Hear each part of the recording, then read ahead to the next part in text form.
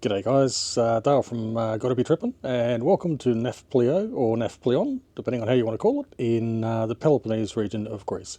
This video is going to tell you all about my stay here, my use of this as a hub to explore the Peloponnese in winter, and also give you a rundown of all the cool things you can do here and why winter is a great time, but also maybe some disadvantages. Stick around and I'll tell you all about it.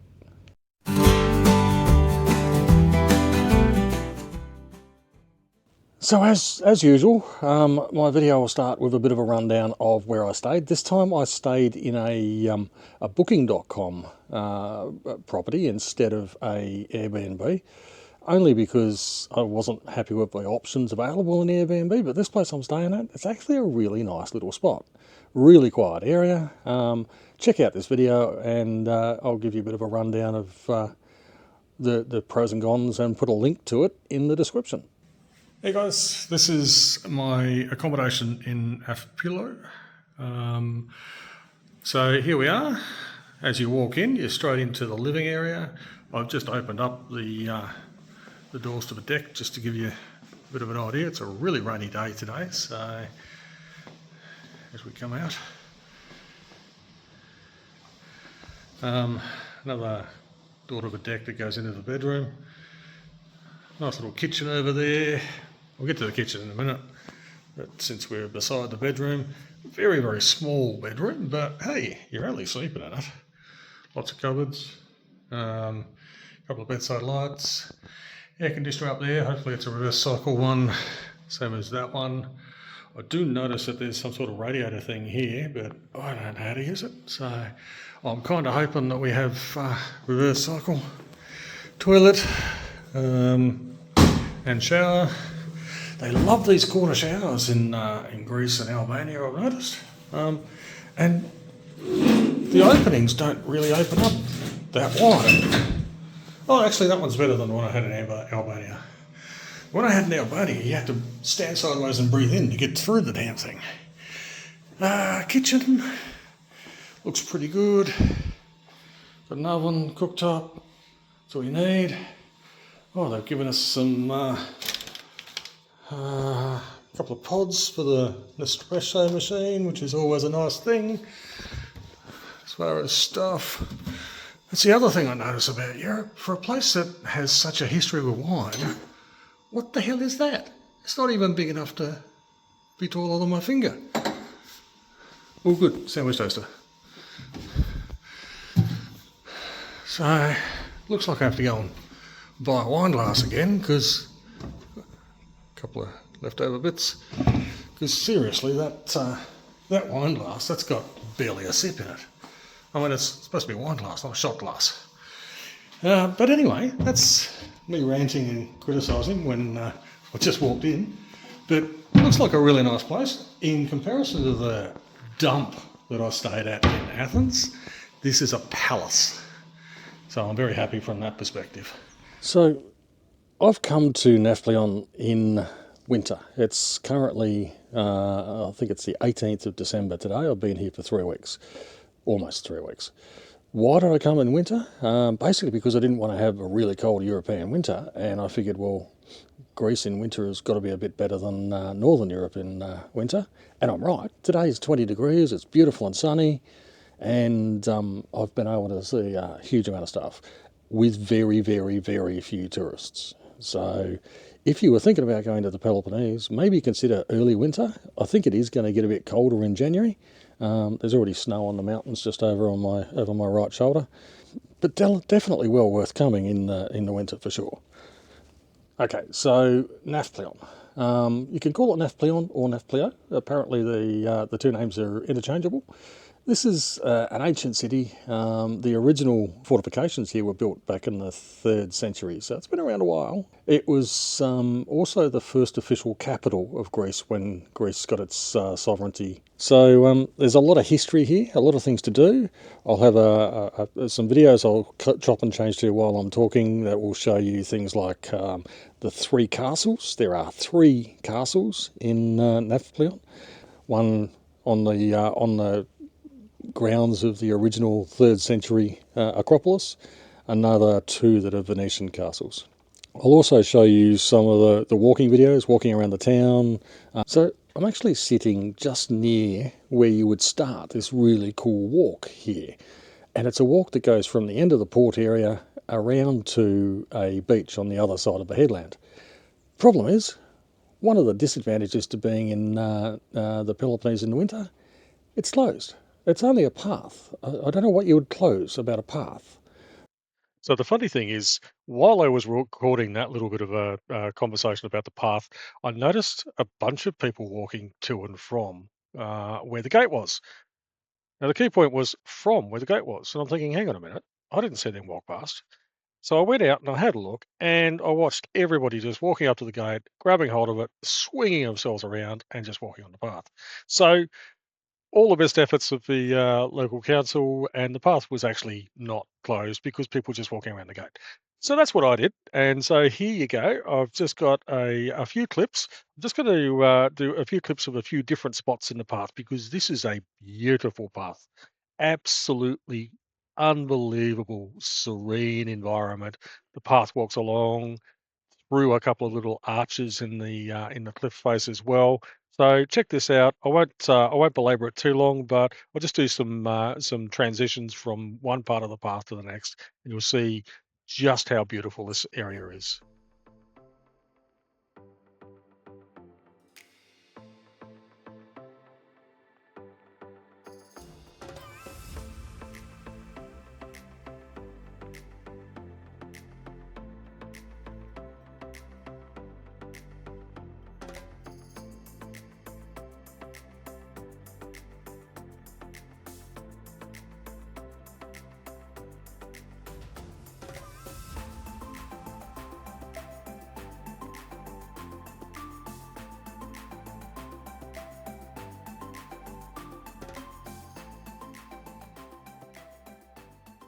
So Nafplion is a very walkable city as well. It's quite flat until you decide to go and walk up to the castle, but that's another conversation for later in the video.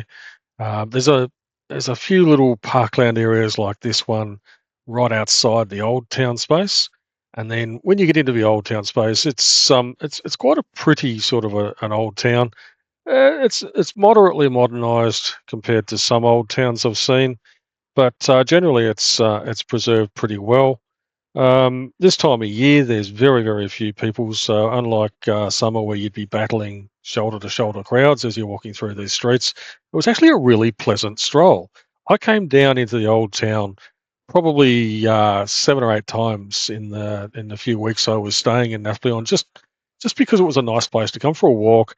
Great places for coffee. There are plenty of little restaurants in some of the side streets off the old town. There's also a big plaza at the end of the old town, which we'll get to in a moment in the video, which has got lots and lots of restaurants in it. That said, I quite preferred the little ones just off the side. There were tiny little alleyways with little boutique restaurants in them. Really good customer service, really nice food. At the end of this plaza, off to the left, there's also the original Greek Parliament, I think it was. Just some interesting historical aspects. Some of these buildings are quite old and quite well preserved and picturesque, to say the least.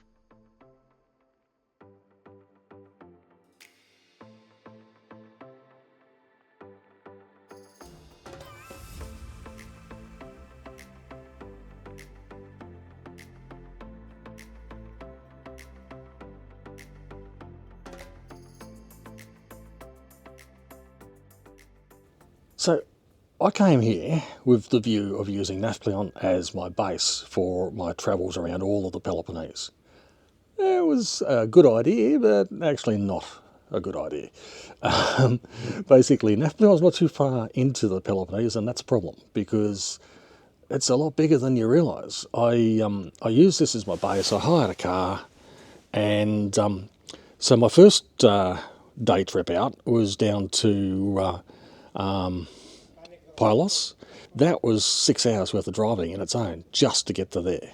So today I've gone for a bit of a drive from my base, which as I mentioned is in Nafplion, And I'm just cruising down. I've cruised down to Pylos, which is on the southern, one of the southern fingers of the peninsula, and I'm at Bourtzi Castle.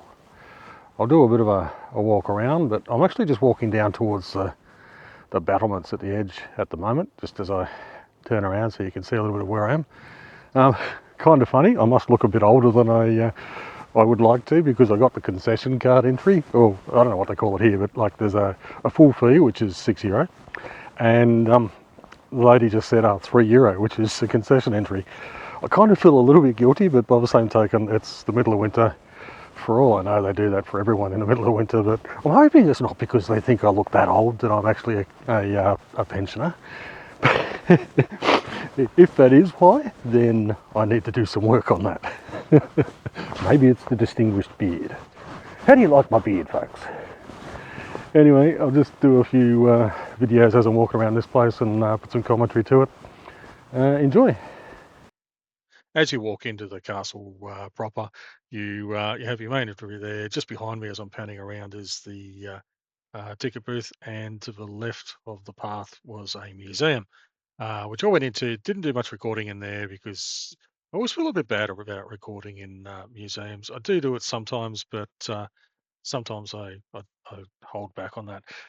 Good little diagram telling you where everything is coming up. The main key points here is the hexagon shaped inner keep of the castle, the Christian church, which you'll see in a moment, and off to the right, which is where I was walking when I talked about my concession card entry, is just down to the I suppose that's in the outer bastion of the castle space. Um, Pretty small complex, but amazing views, very well preserved. Although they're letting a lot of weeds grow up amongst the brickwork in the castle itself, which can't be good for longevity. So hopefully that's a seasonal thing that they'll knock over before it gets too big a problem.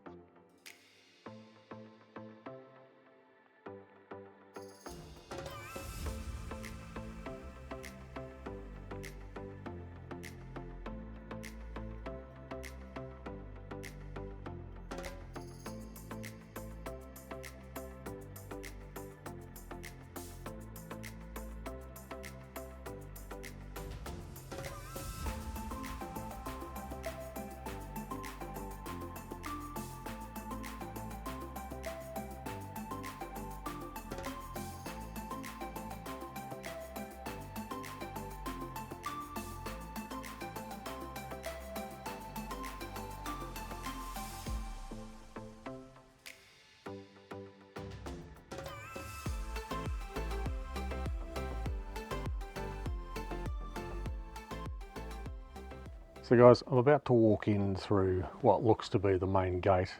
I did also walk through what looks like it might have been the postern gate a little while ago. You'll have some video of that, which I'll stitch in after this.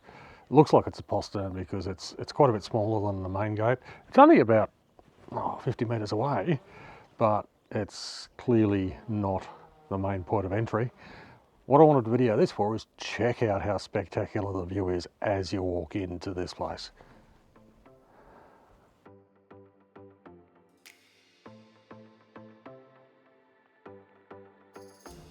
How spectacular is that?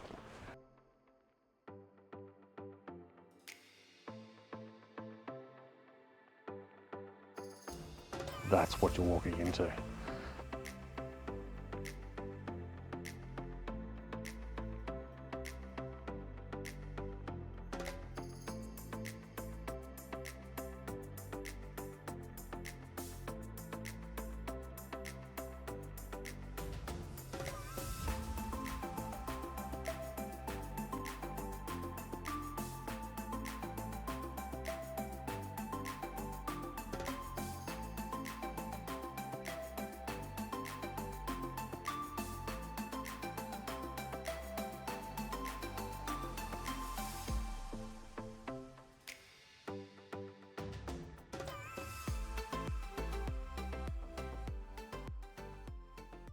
Well, I've got to tell you this, the Venetians sure as hell knew where to pick their best sites for a castle. and how to build them. My God, this is incredible. Just gonna have a bit of a look through this defensive arrow slot. There's outer wall area there, which I think you might be able to walk around to. I'm not sure if I will, but I think you can.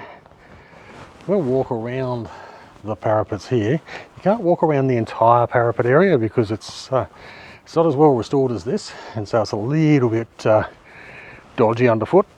So I'll walk around this and give you a bit of an impression of the views from this incredible facility. Bit of a shame about the weeds. Should have brought some secateurs up with me. I could have knocked them down for them. Those people who know me well will be laughing at that. I'm notorious for being a black thumb. I definitely do not garden.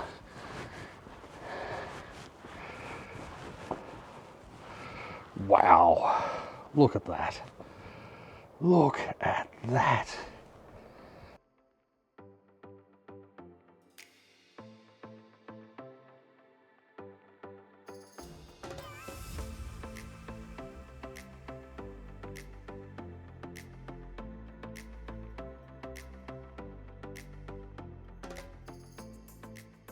But you can see it already. Look over there. You got to remember, this is right across from a bunch of islands. So you're seeing a hell of a lot of really nice stuff.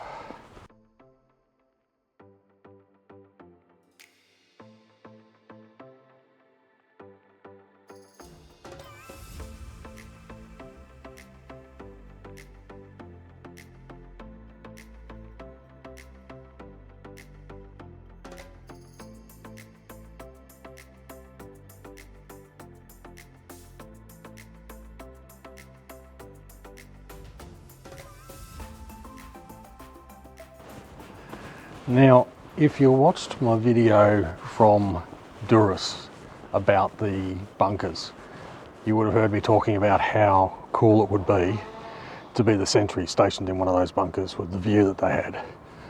Well, sorry, this trumps it. Check that out. This is the view you would have had from this particular, I suppose you call it tower. It's not really a tower, though. It's the same height as the rest of the parapets, but it's a corner roundel on the inner walls of the castle, or the citadel walls, I suppose. And down there in the distance, as you can see, are the outer walls. That's the Christian church, which we'll get to in a moment. So when you consider that that was 6 hours, and that wasn't the most distant place I wanted to go to, and I wanted to see probably another half a dozen things in that particular leg of the Peloponnese Peninsulas as well. So I kind of missed out on a lot by staying in Nafplion. That said, I also got a lot from staying in Nafplion. What it's told me really is I need to spend a lot more than a month in the Peloponnese. I need to come back and I need to spend quite a bit more time.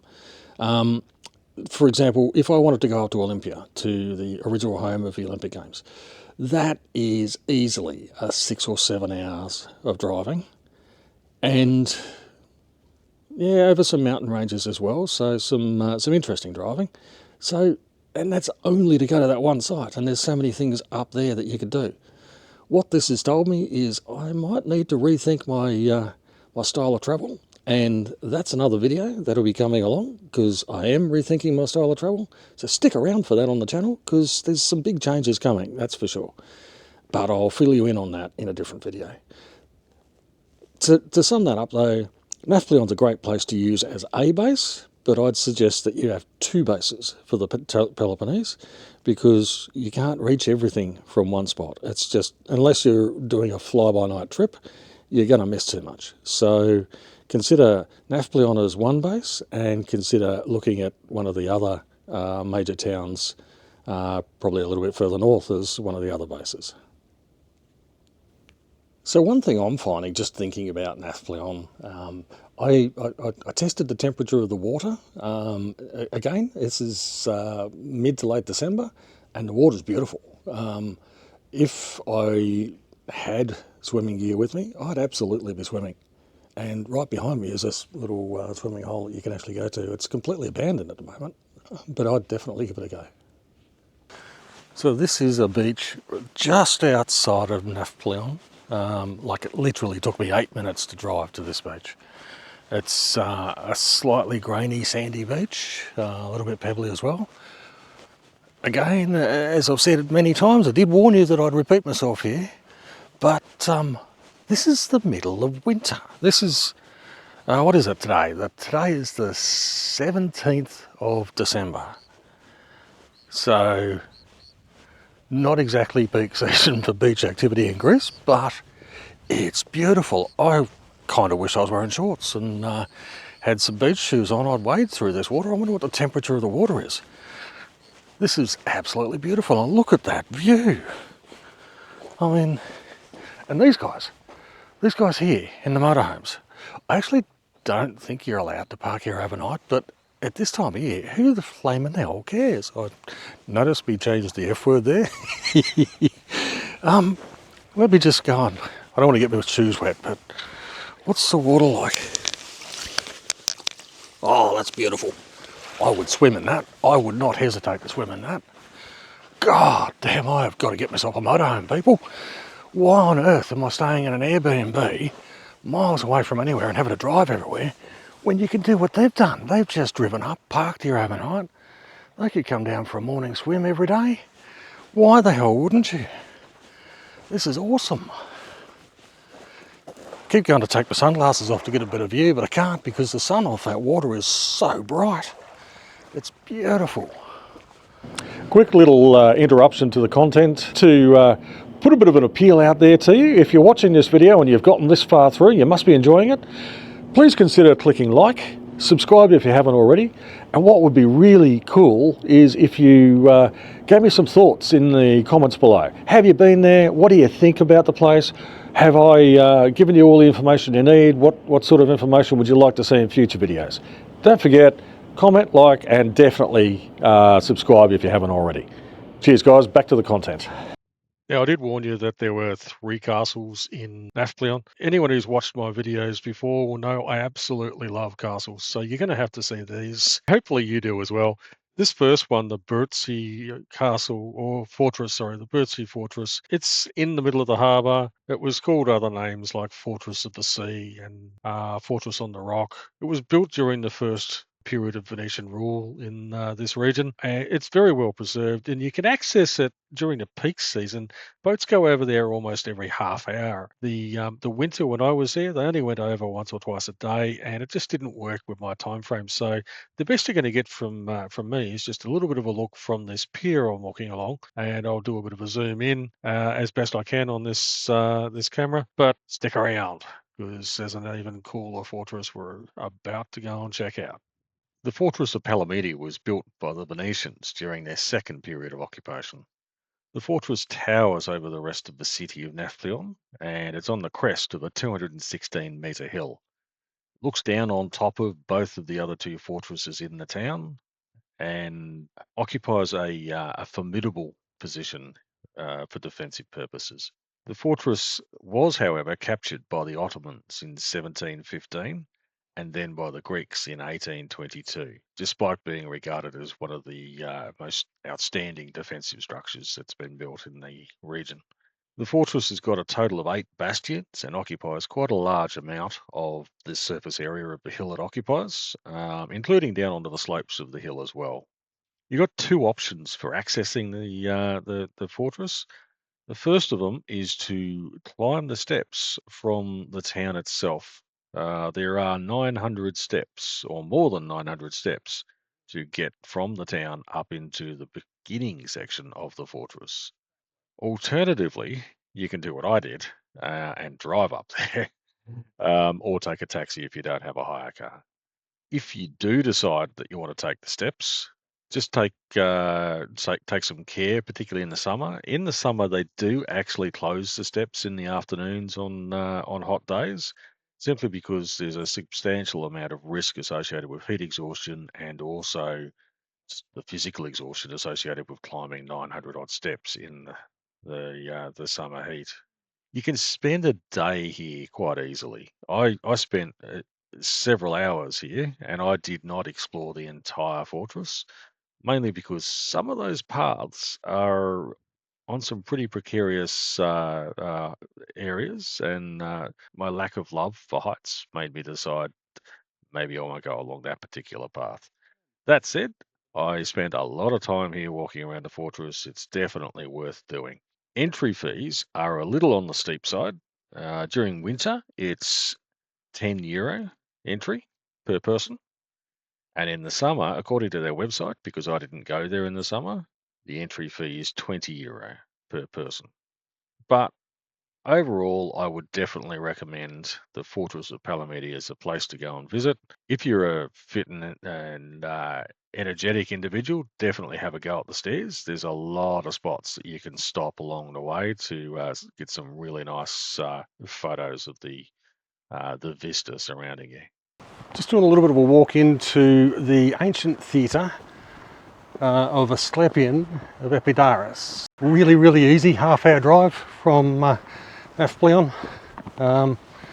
Pretty straightforward. This time of year, very, very few people.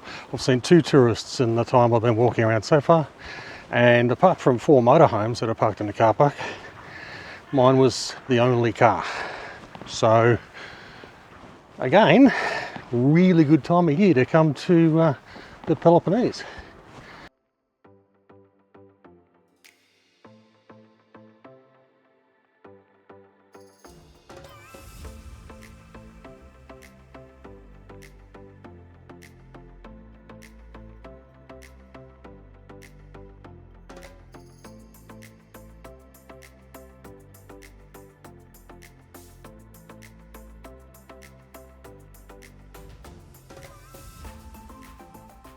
So this right where I'm standing now is the, I suppose, an infirmary as such. It was they call it the Contagion, but basically where people were brought who had some degree of illness when they were on their way to the pilgrimage here to the temples and the sanctuary.